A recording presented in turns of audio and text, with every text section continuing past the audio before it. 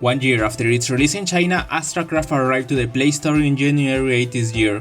I had planned to include this game in my recommendation video series, and I was waiting for the game to fix its server issues before recommending it. But it seemed a better idea to make a video about this game, talking about its current situation. Astracraft is a multiplayer game where you can create your own vehicle and customize it with the weapons that you like the most or you may think that are better.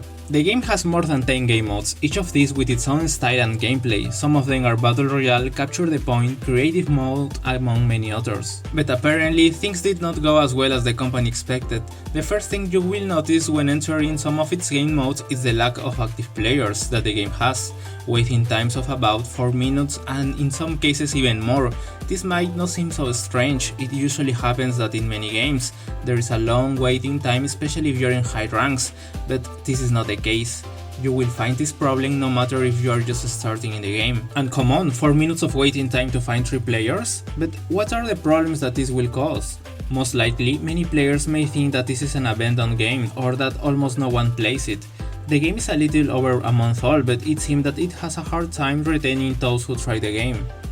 Now, first we are going to analyze the negative points of the game and why this is happening. First, its game modes. Apart from the 10 modes it also has a party mode where there are 10 more modes with minigames. This one here is totally abandoned, and you are lucky if you find a room with enough players, and it probably will not be the game that you wanted to try. The game also does not give you an estimated waiting time, so you don't know how long you will have to wait, and you cannot know which is the most popular mode.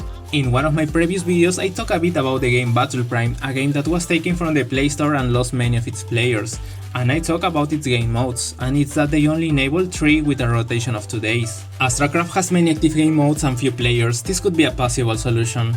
Another big problem it has is the reward system. There are too many active events. It's already difficult to know all the weapons and equipment that exist in the game and what each one does. Add to that reviewing each event and discovering what you can get for free and what you have to pay for.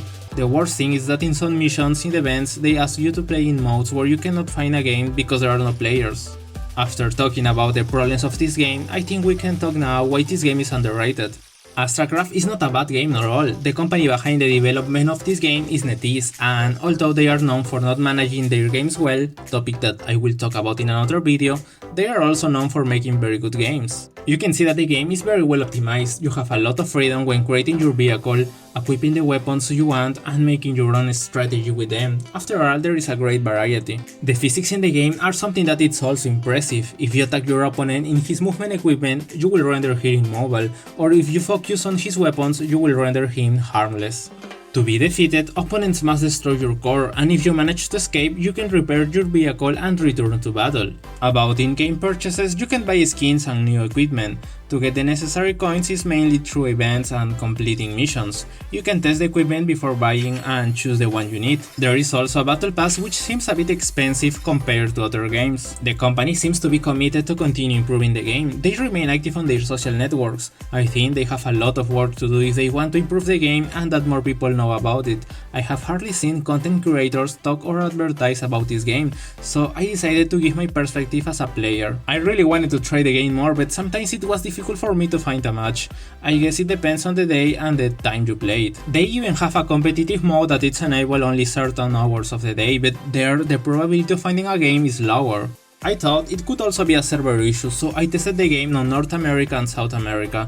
The result was the same. I'm not sure if the same happens on the other servers. I was unable to try since you have to go through the whole tutorial to be able to play, and that takes time, but for all the new players it's necessary. Probably in the future I will make a video about what happened with the game, how it was during 2021 and if it was successful or failed.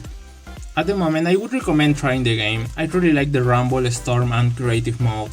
It may take a few minutes to find a game, but it's what we have for now. So don't forget to subscribe and leave your like. I upload about 2 videos per week with all kind of content related to mobile games. I was Nagi and I hope to see you in the next one.